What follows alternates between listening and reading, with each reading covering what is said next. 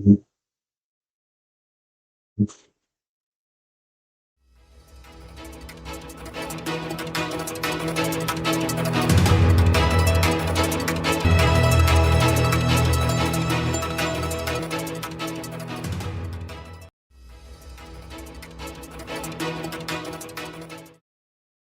baş.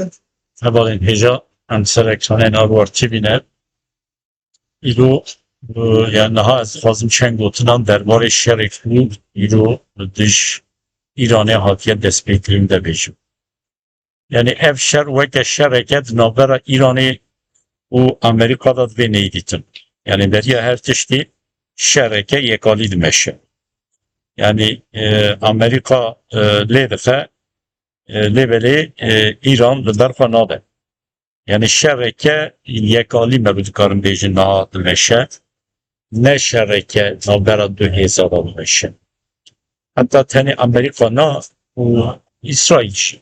Yani Amerika û İsraîl mehevre li İranê dixin.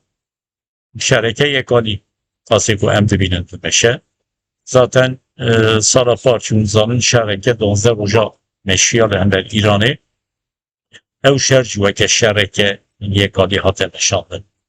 İranê zêde bersiv neda. Niha jî em nizanin İran gelo wê bersiv bide an nede. Bersivê ku İran bide wê çiqas bandorê li ser Amerîka û İsraîl çêbike ne diyar e. Yani daha te zanîn ku ev şer wê dest pê bike. Daha te zanîn ku Amerîka, İsraîl wê li İranê bixin. Lêbelê digel ku daha te zanîn wê ev şer dest pê bike dîsa jî guftugû dat meşandin. Yani di navbera rayedarên İranî û rayedarên Amerîkî de guftugû dat meşandin. Yani Amerika'ya bir taybeti bir İran'a figurdu meşan da ku İran ve radet bike u her vaha duve navberi de jî eswa amade bikin ji bo şer. İran jî da aliye ki da guftugû meşan da aliye din da jî İran'e da nay dayın tam tersi wî yani İran bedenge bu dîmenê televizyona dema em dinêrin nava bajarên cur ve cur bajarên İranê de bobet takın û qasê tê ragandin pir jî mirî hene.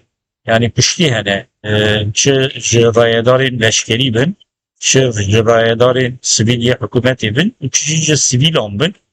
Di İranê da pir wendayî hene. Ev şer ne diyare heya kengî berdewam bike. Trump daxuyanî dide divê İran radestê me bike ji hemû pîlan û projeyê nukleer devber de û xwe radestê me bike û her wiha bangê li leşkerî İranî dike vê çekê xwe dayînin û dîsa bangê li gel dike vê niha ji malê xwe dernekevin hûn hedefa menînin û demek şun de jî derkevin polana desthilatdariyê bigrin dest. Yani Trump wilo dibêje vê em hinekî İranê bixin, rejimê bixin hûn jî derkevin yani ji bo gelê İranê dibêje derkevin desthilatdariyê bigrin destê xwe. Rıza Pehlevi weke dizanin kurê Şah Pehlevi li Amerika'ya û amade dikin ku ew vegere İranê yani hin rayedarên Amerîkî wî amade dikin. Lêbelê bi awayeke giştî ez bawar dikim zêde ji bo vegera kurê Şah rewş ne sayîte yani çi li Amerîka ve çi ji aliye İsraîl ve û çi jî ji hevalberên wan bin kesên ku zêde kurê Şah dixwazin nînin hele hele muhalefetên cur ve cur civakên İranê ji bo kurê Şah pir zêde jî herînî nafikirin. Yani mesela taybetî Kürt li dij vegera kurê Şahın ji ber kurê Şah bixwe hê ve negeriye İranê daxuyaniyê tûn li dij Kurda dide. ev şer bi İranê ve bi sînor namîne. Yani ne ji ber İranê ez dibêjim, ji ber ku bandora vê şerê tenê di İranê ver bi sînor namîne. Eger lêdanên Amerîka û İsraîl li hember İranê wiha dewam bikin, ez bawer dikim bi rojên pêşiya me de bi hezaran, bi dehan hezaran, belkî bi sedan hezaran kes ji İranê bere. Ew ê ku da biçin, belkî piraniya wan ber bi Tirkiyê war. Ber bi Kurdistana Bakur, ber bi Tirkiye biçin. War wiha ber bi başûrê Kurdistanê ve biçin, ber bi Iraqê ve biçin. Bu dîsa di aliyê din da yani belkî ber bi Ermenistanê wan ve jî biçin. Lêvele jî İranê wê bi hezaran, bi dehan hezaran kes derbikevin. Ev jî bêguman bandorê wê li ser welatên herêmê çêbike. Yani ev tiştekî ye. Ya din şerê ku nihal İranê dest pê kir eger ji aliyê İranê ve bersiveke li hember Amerîka, li hember İsraîl neyê dayîn, ez bawer dikim yani devê rayedarên Amerîkî di taybetî devê Trump ve şîrîn bibe. Yani Trump dediği ve nesekine. Yani hegemonyaya Amerika و حیا نهاد جهانی دا هاتیه بلاف کرن بلاف دویه و زیادتر بلاف که و ده هنبر پر ولات دنجی گفو گرام بخواه حتی اگر لهنبر ایران دستکفتیان دست بخواه سرکفتنه که دست بخواه رژیما ایران بیگو هرتن yani ihtimalle ki pür mezin ji İranê ve êrişeke Amerika ve hember Rusyayê jî ve çebin.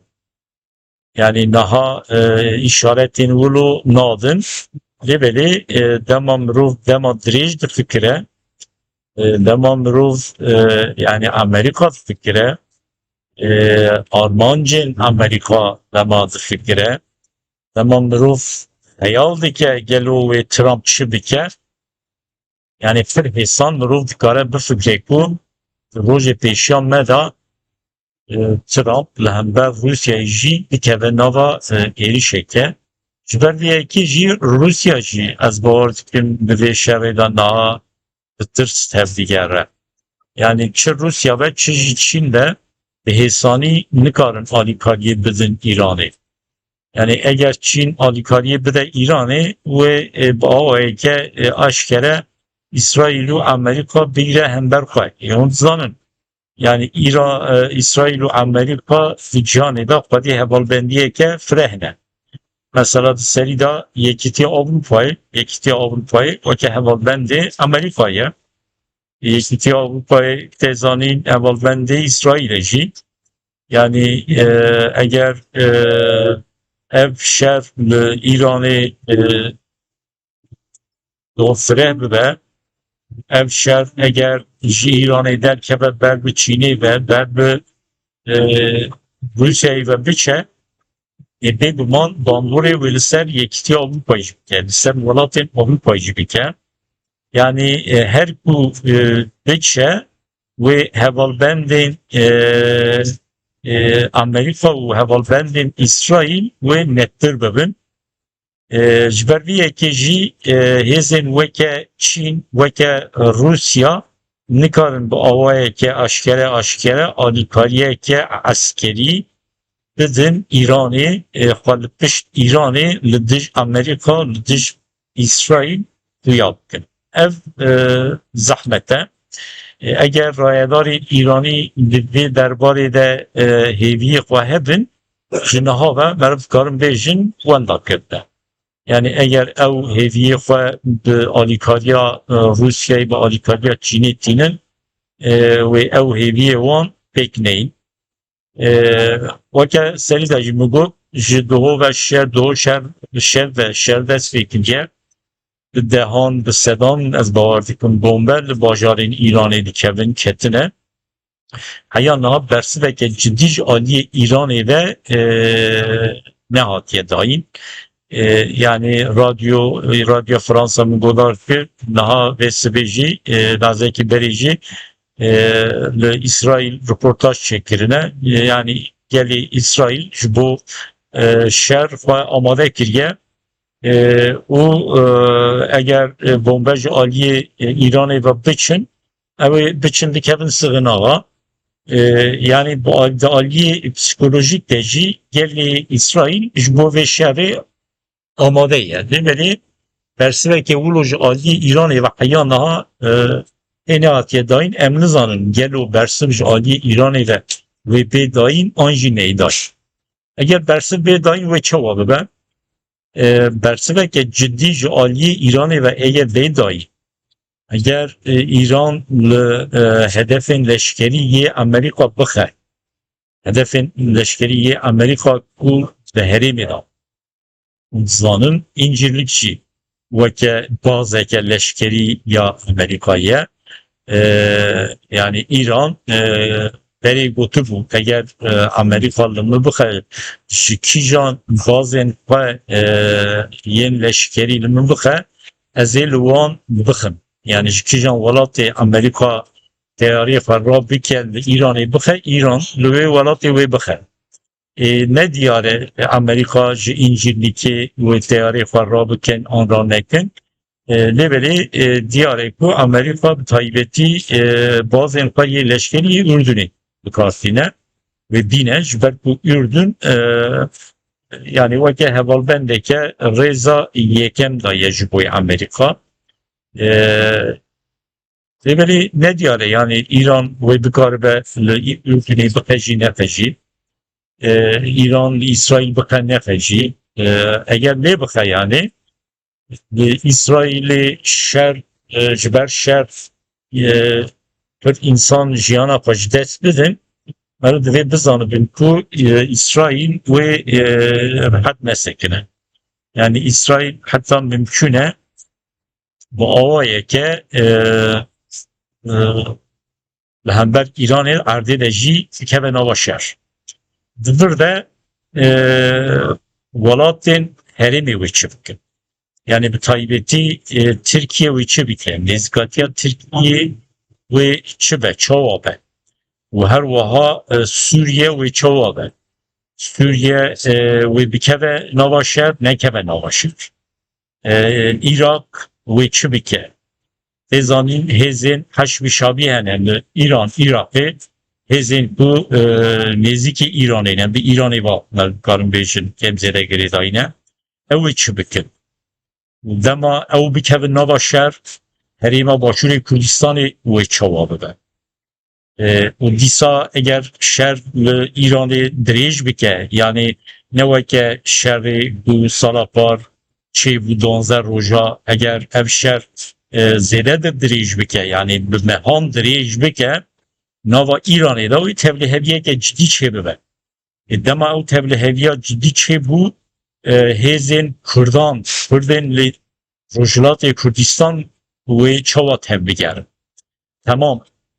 Yani 5-7 hêzên Kurd yên Rojhilatê Kurdistanê nava xwe de yekîtiyeke çêkirine wê bi hev re hereket bikin. Lêbelê heya niha hêzên Kurdan negotine em ê li hember İranê bikevin nava şer bikin. Gelo wê bikevin nava şer an ne? Eğer bikevin nava şer wê pozisyonekî çawa bikirin. Mesela wê pozisyoneke li gel Amerika û İsrail bigirin yan pozisyoneke ji dervey Amerika û İsrail lêbelê li dij İranê bigirin. Yani ew jî mümkün e. Lêbelê de aliye lojistik de nek zehmet e. Yani hêzên Kurdan, Kurdên Rojhilat li hember İranê dema bikevin nava şer pêwîstiya wan bi alîkariyeke materyal ya Amerika ve çêbibe.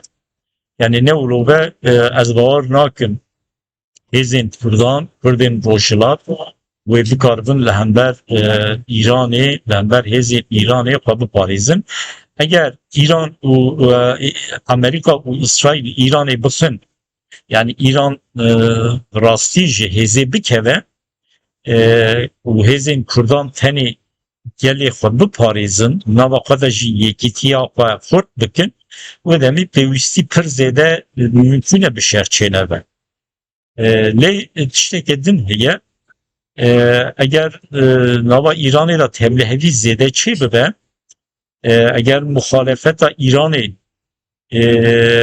desthilatdariyê bigire dest û ew muxalefetçî muxalefeta nêzîkê Kurê Şah be Rıza Pehlevi be yan Rıza Pehlevi bixwe vegere desthilatdariyeke Îranê êlan bike, wê demê Kurdê Rojhilat vê cidî amadekariyên xwe ji bo şer çê bikin.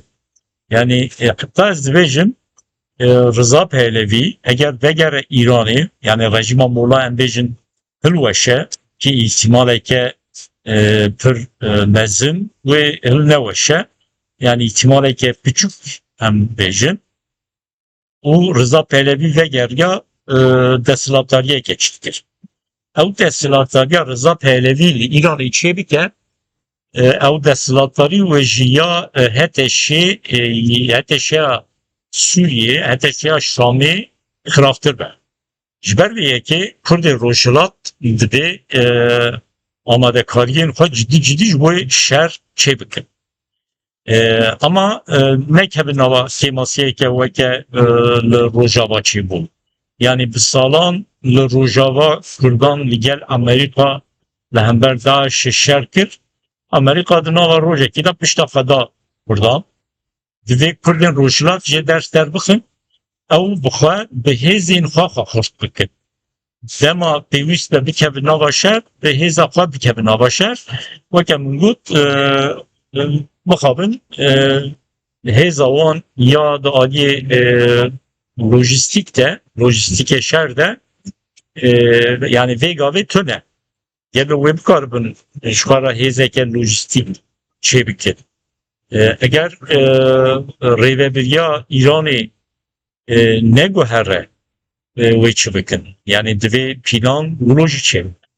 Yani tamam rêveberî dema biguhere, eger ew rêveberî dibin bandora Kurê Şah da ve Rıza Pehlevi de ve bêguman divê Kurd xwe ji şer re amade bikin. Lêberî mümkün e ew rêveberî ne rêveberiyeke dibin bandora Kurê Şah da be. Ji ber ku li Îranê cur be cur hêzên muxalefetê hene.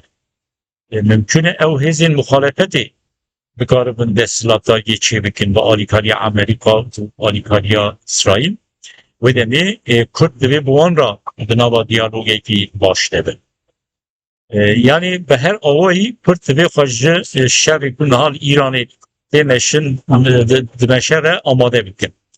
Eger ku ev şer em bêjin kêm dirêj kir, an jî dirêj bike jî dîsa nerese demê hilweşandina rejîma Molla, an jî rejîma Molla em bêjin hin dest dayîne, hin daxwazên Amerîka qebûl bike, hin neweşe piştre gelo Kurd bi rejîma Molla re çawa wê di nava diyalogê de bin. Yani bi rastî rewşa Rojhilat ciddi analîzên kur dixwaze. Divên Kurd yani bi zanabûn hereket bikin. Bi analîzên realîst hereket bikin. Ne bi xeyal hereket bikin.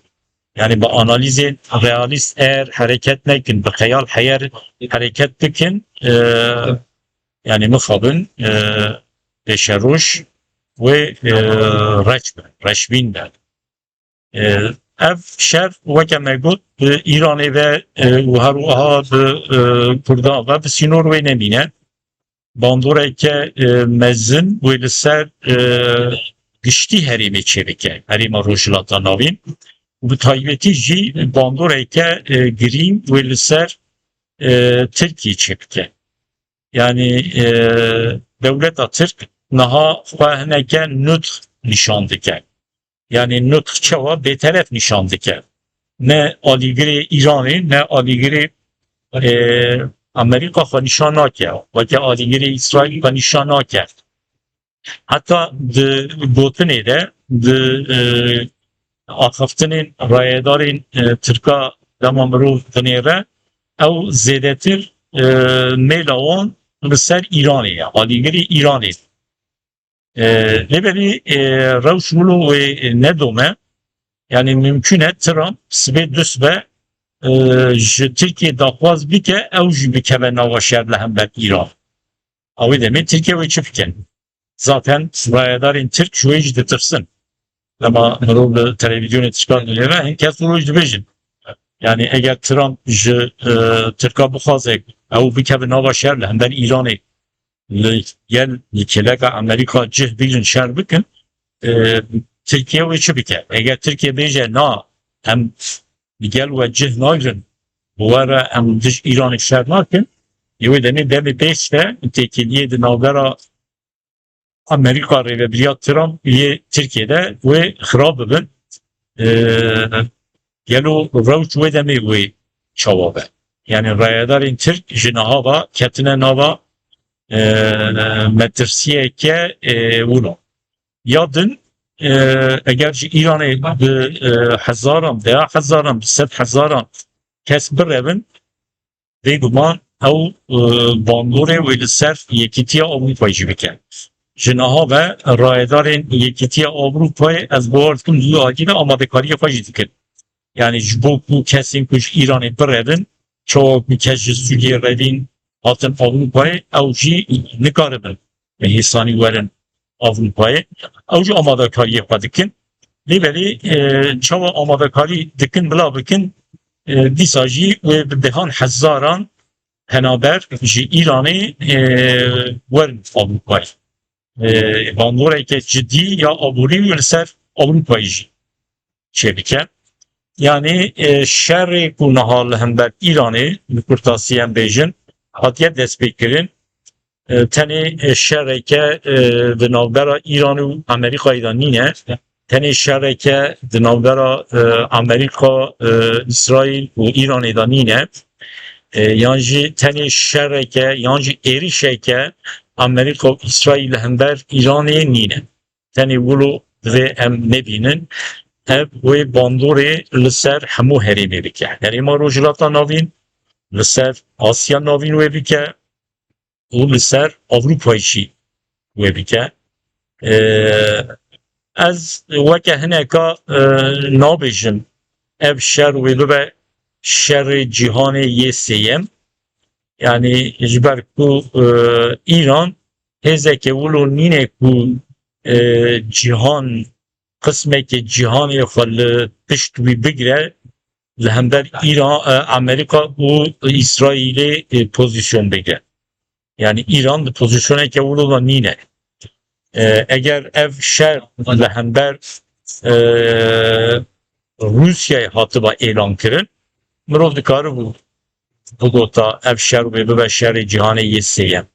Lêbelê İran weke Rusya'yê nîne hûn dizanin li dora Rusya'yê cur be cur welat hene îtifaqeke li dora Rusya'yê heye lêbelê li dora İranê îtifaq hêsan çê nabe.